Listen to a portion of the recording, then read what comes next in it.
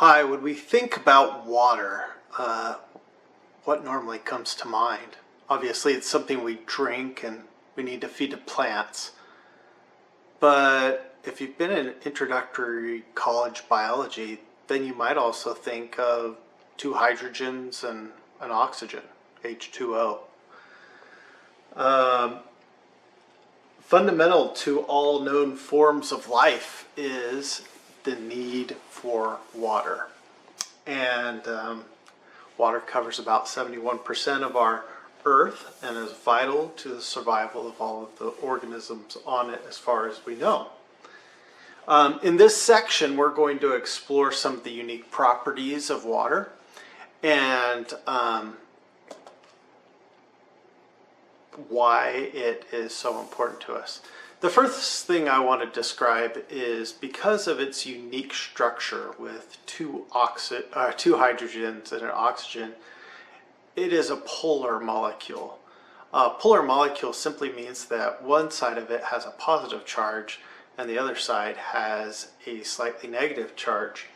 So just like kind of a magnet, the two sides can attract other polar molecules that also have that unique property of having one side positive and the other side negative. So as a result, water sticks to water, and water also sticks to other polar molecules that also have that charge. And so it gives us this unique property of what we call cohesion and adhesion. And it's that cohesion and adhesion simply refers to that attraction between water molecules, and adhesion is referring to attraction to other molecules that are also polar. One of its other properties besides that polarity that I just mentioned is its specific heat capacity. Water holds on to heat. It absorbs lots of heat. We call that the specific heat capacity. Water has a high specific heat capacity, and it can release that heat, a significant amount of heat, with little change in its own temperature. So if you get in a swimming pool early on in the summer, it might be a little bit on the cold side because it hasn't had a chance to warm up and absorb all of that solar energy that's out there. I remember jumping into a pool as part of a triathlon in April. Oh, it was cold. It was really cold. And so it needed a little bit of time to warm up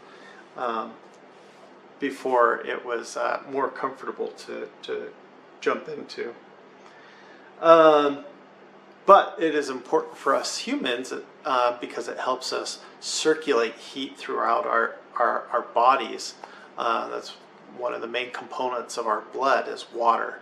And so it helps regulate and send heat out to our extremities to keep our body heat at a more constant temperature. The other property that is unique to water is its solvent properties. We call it the universal solvent. And a universal solvent, water, just means that a lot of things dissolve in water. So if you put salt into water, what happens if you stir it up?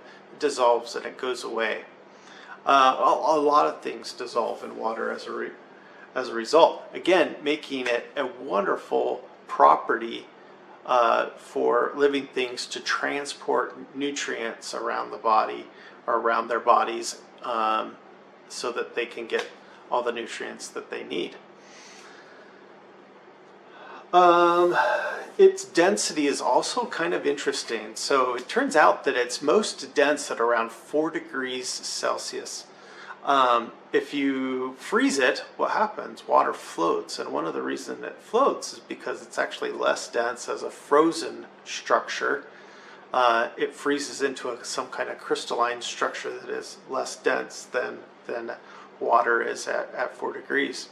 And that turns out to be kind of an important thing too. So, I mean, imagine, if you will, if water froze from the bottom up and ice didn't float to the surface. That would mean that most of our living things would freeze during the winter. And that would be a problem, right? Because life on Earth began in water, and if water were to have frozen from the bottom of the water up, or instead of floating, if you will, then we would have probably no life on Earth. And so it turns out that is a unique property as well that's important. It's transparent, we know that much as well, and that also helps it make it light, be able to get into places like penetrate down into the oceans a little bit and lakes. And so photosynthesis is able to happen in at least to some degree as you go down into water, which is important. A lot of our bacteria in the water do photosynthesis. In fact, it's a large portion of photosynthesis on this planet, and as a result, their presence in water, the fact that water is clear, allows them to collect that light energy and to do photosynthesis. So just to reiterate, water is important to biological processes.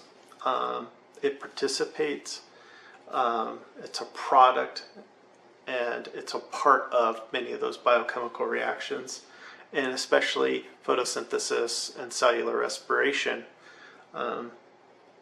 It's a solvent, allows us to transport both in animal life forms. It allows us to transport nutrients throughout our bodies, and in plants, obviously, it's part of the photosynthate process of moving sap around the plant structures. It's a big part of ecosystem dynamics as far as nutrient cycling around an ecosystem. Plants are shifting all of those nutrients all through ecosystems, usually as a result of water moving them around. So pretty important. And again, when it comes to homeostasis in living things, they're trying to maintain that constant internal environment inside of their living structure, and water helps maintain that. I mentioned our body heat, right? So our body temperature in our hands is maintained through blood getting circulated throughout our body, helping to maintain that heat throughout our body.